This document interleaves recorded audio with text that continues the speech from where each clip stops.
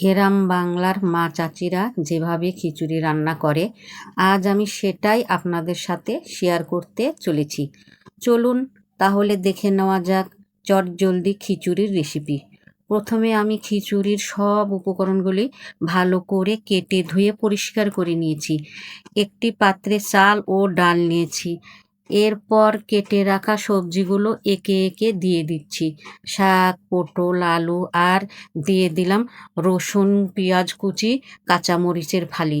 এবার হলুদের গুঁড়া, ধনিয়া জিরার গুঁড়া, আদা রসুন বাটা দিয়ে দিলাম। আর দিয়ে দিলাম স্বাদ অনুযায়ী লবণ, পরিমাণ মতো সরিষার তেল।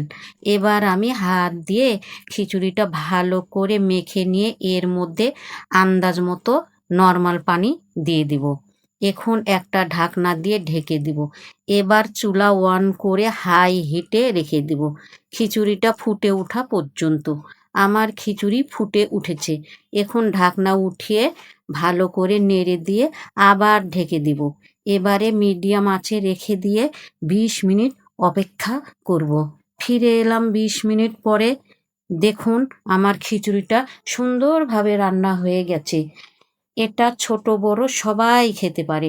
এখন পরিবেশনের পালা। খেতে কিন্তু অনেক মজা হয়েছিল। আপনারা সবাই ভালো থাকবেন। আজকের মতো এখানেই বিদায়। আল্লাহ হাফেজ।